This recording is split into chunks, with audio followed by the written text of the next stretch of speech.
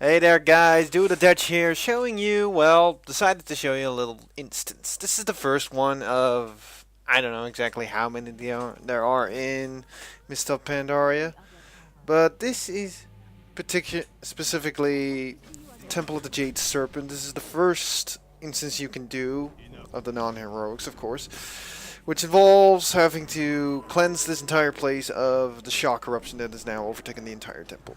Blah blah blah blah. A lot of lore. Let's get back to the to the part that we're all interested in, which is of course the engagements. Well, we start off and having to save this Jinyu guy who's all along the way. You're gonna face off against these corrupt living waters as well as these corrupt droplets.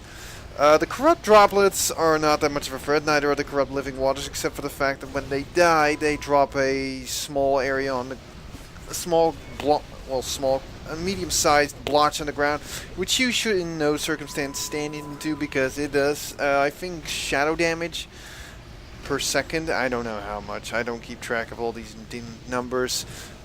Sue me if you want me for it, but that's just the case of it. So we're just tearing our way through these things. Not very interesting, not very difficult. Of course, you're seeing this from the perspective, as always, always from the perspective of my tank. You will only see these instances from the perspective of my tank, considering I have no other characters that are up to this level. So you're probably going to be a bit bitchy about your camera's not fully outscreen. Yes, I know. I will resolve that sooner. Second of all, well, while showing it from a tank, you can never see the battlefield that correctly. If you zoom out the camera, you actually can. So, stop bitching. So, again, these mobs not particularly difficult. So we come up to our first boss. Well, you could say boss, but to be honest, you really don't fight him that much because it's based of, I'd say, more of a wave-based, you could say. So, what does he do in this fight? Well, he starts off with creating, as you can see, you see all these lines of waters. There's set up all around this. By the way, the guy's name is Wise Mari. So, as you can see, he sets up these kind of dark splotches of water across the lines of water that are in this area. If you stand in, you take magic damage. While this happens, he also is going to challenge. He's also about to cast an ability called Hydro Lance during this time. When he does that, as you can see, the whole thing explodes. During this time, you won't be able to attack him because of an immunity bubble that he put up. So he's completely immune to any form of damage or anything else. You cannot damage him. At the meantime, you have to face off against, of course, with the primary mob being another one of these corrupt living water elementals. Simply just the tank picks it up. You have to damage this thing down. When it dies, then the droplets show up. You kill them, and when the corrupt elemental dies, it leaves behind again one of those blotches. Simply just don't stand in blotch. Just stay out of the bad stuff. That's as simple as it can get. In the normal mode, the corrupt living waters are 4-piece. When 4 are gone, then the whole damn thing just shows up. I am now at the moment being completely oblivious and getting shit kicked out of me about all the magic damage I'm getting on because I'm standing too near the bubble. So, what would I know about what this instance would be like in a heroic? I probably would say is that either the amount of elementals you have to face increase, as well as that probably the blotches will stay around, so you need to like place them correctly so you can still move around. So when you kill 4, phase 2 initiates, which causes you you can finally do damage to White Mari himself. And this time though, he will, of course, this basically turns into a damage race. You need to kill him before all the shit kills you. There are 2 things you need to do. He does constant AoE magic damage, which in and of itself is mostly threatening to the healer, I'd say. And at the same time, he's basically doing the Eye of Cthulhu things, which is just blasting, trying to spray water over everybody. But this is evil water. Let's make this clear. This is evil water. So you pretty much die if you stand it. It's basic tank and spank. Actually, it's not even tank and spank. It's just a damage rate. Didn't popped my reckoning. Didn't seem a point to it. Didn't activate my guardian in order to decrease damage. It was just going fine. We were tearing this thing apart. So what is her team comprised of? It's actually 4 humans and a worgen. Well, me, of course, as protection, as prot paladin. We've got a human arms warrior, a human hunter. You could be saying, which hunter is it? How the fuck should I know? I barely play with my hunter, so I don't know what kind of hunter it is.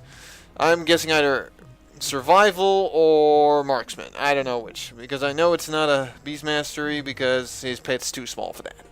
Trust me, if it's a beast mastery, you can pretty much see it, and we probably, what I could assume is a holy priest as healer. Also, our Worgen is a destruction warlock, which is always nice. It means covering the entire place in fire. That's always good. Got myself a destruction warlock at level 81. Yes, I know, not in the Pandaria area, and I pretty much don't care. So now we're going into the library. Again, we're going to be facing off against mobs. This is more of a humorous thing, I would say, rather than a real challenging mob fight. And the boss fight, to be honest, is weird. I'd call it like a scenario boss. It basically, there's not really a named boss. You simply just fight this sort of scenario you need to go through that just requires a bit of coordination, but far from anything difficult. So you just face off against some mobs. So you face off against these mobs. Some are named. There's some really weird things, as the one that's about to show up, which is the talking fish, which is just weird things. It's like I said, this library thing is basically for humor. It's more meant for the comedian part. Also, at the same time, you need to face off against these haunting Shaw. These haunting Shaw, I've noticed they fire like purple lasers out of their eyes. I don't know what's up with that. I don't know if that's like conal or directed in the air, in the direction that he fires it at, or it's just at a single target. I'm completely unaware of how this works and what it exactly does. It doesn't really matter. It doesn't seem anybody's got a problem with it. We basically just steamroll through, which shouldn't be a surprise because normals these days are just meant to, here, this is how you do it. Now go do it. Now wait until you get to level 90, then the difficult shit shows up. It's just, I just hope that the heroics though are better because, well, Rabbit the Lich King heroics were just a piece of shit, and Cataclysm started off good, but then everyone who had a brain started complaining that they couldn't accomplish it because they couldn't grasp the basics of coordination and teamwork, and it ended always up with everyone blaming the tank or the healer. But that's all of a sudden a lot of rage coming up from the old from later Cataclysm heroics as well as Rabbit the Lich King. But let's get back to the shit. So you fight some weird named mobs. Not that difficult, like the Nodding Tiger, the Golden Beetle, and the Crybaby Hosen. I don't know what this is all just about. If it's supposed to be some sort of lore crap, I don't know. So now we're about to face off against some character. So in this kind of scenario kind of engagement. This is really just interesting. So you start off with these 4 mobs, which are those 4 smaller suns that you see. He basically explains it a bit. I decided to go dance because, hey, maybe just dancing is just how you do this. I am still waiting for that one instance boss that just requires you, the mechanic, to start dancing in order to beat him. That would just be hilarious as shit. But then, of course, back to the point. So you now need to fight these 4 suns. When you kill one of the suns, it turns into a Shaw, and then go kill the Shaw. The haunting Shaw isn't that difficult. It does the same thing as those previous haunting Shaw. They just shoot this laser beam out of their eyes, as far as I know. I'm still unaware exactly how these laser beams work, and if they do. They do seem to do damage, but I'm not exactly sure if it's just on one target, or that it does damage to everyone that it hits. It's not something I'm going to try to bother. So in the meantime, our group is a bit in discussion if this is supposed to be as it used to be or that they change it. I don't know. I've been out of the game for quite a while. So now what happens is that the Shaw corrupts like the main character of the story of this scenario. And then you need to face off against this dude. He really is as simple as you can find. So what does he do? Can't get any simpler. He simply just shoots hellfire arrows at random targets as far as I know. That's it. That's really all he does. He just shoots hellfire arrows at everything. It's really easy. If you fail this, it's got to be of a lack of damage that you're dealing, or your healer is asleep, because this is impossible to fail. Now, if these hellfire arrows are like some sort of debuff they apply, I would understand, but even that's not even present.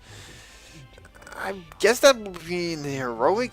It's just, this fight felt very, very shallow. It didn't really do anything. You just needed to kill the sons, kill the Shaw, then kill the dude. Really didn't much go for it. So every time you beat one of these bosses, you get this speed boost, which is very nice, which means you don't have to run at regular speed through this instance, which is just annoying because it just takes up too much time. Also, our Arms Warrior is very impatient and just charges in her head. I guess she can take some damage, but I think that's the problem with that they put in with the challenge mode instances. Hey, basically everybody wants to run through it as quickly as possible, so you face off against a lot of mobs. You have these lesser Shaws, and then you have Minions of Doubt. The Minions of Doubt do things. They use an ability called Shattered Resolve, which places this, I don't know if it's a damage over time or a debuff, as well as they place Purple Crap on the ground. Unaware what the Purple Crap does, but it's Purple Crap. Purple Crap is always bad, so just stay out of the Purple Crap. Me, of course, being completely oblivious and my eyesight purely focused on the hotbar, was not aware I was standing in Purple Crap. So I basically had to start moving. Also accidentally looted some crap. I was trying to click on the Minion of Doubt, but I ended up misclicking. So this is easy. No, I don't know how you can ever screw this up. I guess that the damagers, if they were completely oblivious, could die. But that would just be because of the lack of a healer doing anything. Again, as you can see, it just places some Purple Crap under it. Just stay out of the Purple Crap. Here comes the third boss. So it's this priestess lady that was in here before, who's been corrupted by the Shaw. So when you face her, she does a couple abilities, which is Serpent Strike, immediately followed up with a Serpent Kick. When she does the Serpent Kick, 4 waves of fire appear and then move out, just like, kind of like the Ragnaros encounter with his mace. At 50, you're about to see that at 75% health, she gains Jade Essence, which increases her. Now she does Jade Serpent Strike and Jade Serpent Kick. Now Jade Serpent Kick also sends out now green waves, which does quite a bit of damage. And I ran into one of these, and I'm guessing you're not supposed to be standing in the green crap. So you got to stay out of that. So kind of creates void zones. You need to stay out of it. I unfortunately got almost kicked into one. And then at 25% health, she goes into an immunity state, and you need to face off against Yulon, which is this Jade Serpent thing. So that's what you do. You just basically have to face off against it. This thing does nothing special except just do Jade Breath. There is no way you can screw this up. It's got to be heavy damage to screw this up. So afterwards, everything, a little bit of lore crap or whatever you want to call it. A little bit of backstory. You get some shit. You grab some gold. You got some new plates. Didn't get the plates because they're criticals, and well, I'm basically a tank, so that's what I'm mostly focusing on. Though I could have used them for my off spec, but hey, you take what you can get, right? So you continue this on. It's really easy. This I cannot grasp how you could ever fail this. The mobs, the bosses. So we're about to face off against the last boss, which is the Shaw of Doubt, which is the first Shaw you ever fight. Which is surprising that this is actually, as far as I know, this is the only Shaw that you actually fight as a boss, but it's the only Shaw, as far as I know, that is actually in an instance. This is to my knowledge. I could be wrong, but I'll figure that out later when I get that far into the quest. I do have to mention something else. I've actually stopped the recording with the whole questing thing up in Pandaria because, well, it takes up too much time and I'm too impatient to keep recording till level 90. So I basically gave up on that shit. So, as you can see, once again, these things drop the Purple Crap. Stay out of the Purple Crap, of course, and move on. So, what's next? well, first of all, our warlock leveled up, so that's good. Second of all, we're gonna face off against the last boss, which is as you can see, the Shaw of Doubt, which is this big, black, white, ugly dude who apparently causes this very ominous music to start. So I'm asking if everybody's ready. I'm just going in blind. I had no idea what was going to happen. I didn't know what this dude was gonna do, but it turned out to be really easy. At the same time, our I don't know, which one is it? Skivington. I don't know which that is. Oh, that's not even a guy who's actually with. It doesn't actually matter. So, I'm actually getting distracted. So what does the Shaw of Doubt do? He just does basic attacks on the main tank once he got his focus on it. He also, as far as I know, he doesn't do anything special, but this is where it gets a little bit more interesting. He creates this sub-phase where he creates these, I call them shadow clones. They're called figments of doubt. Which in the time that you're fighting, that they're alive, they start draining you of this energy that, I don't know, your doubt or something. And as you can see, they have got this purple bar below their health bar, which charges up. When it reaches 30, they get completely charged up, and they blow up. This is a bad thing, by the way. Enemies blowing up normally never ends well. So, he does this again. That's, as far as I know, all he ever does. I'm not sure if he does some sort of another ability in the meantime. That's the best of my knowledge. He kind of doesn't. This is basically just the shadow clones, and that's it. He does seem to show some sort of Shaw Bolt or something? I don't know. So, this sub-phase that happens with the shadow clones happens twice. Here we go again. They reappear, same thing as before. Go kill these figments of doubts before they reach their full charge of doubt, which causes them to blow up. As I said before, mobs blowing up is a bad thing. But this fight shows that there's, at normal, it's simple as, it's as easy as pie. It requires no form of real cooldown control. I didn't even use my Guardian for this. This kind of proves how easy this fight is on normal. But then again, it's just, normals are these days just preparations for heroics ever since they put them in. That's fine by me though. So, that's basically it. This is the whole instance. It's small in size, but it has enough context. There's the word I was looking for, to keep you busy. So, of course, I recorded a little bit longer until I really concluded this, but it really was as easy as this. You just go through it and, well, you're done. Like I said, not that difficult. But I guess it's a good way to get introduced into this instance. The layout of it, the bosses, and their mechanics. So that's basically it. So, as much as I can continue on rambling, I won't. So, my name is Do the Dutch, and adieu, and this was Temple of the Jade Serpent, normal mode. Thank you for watching.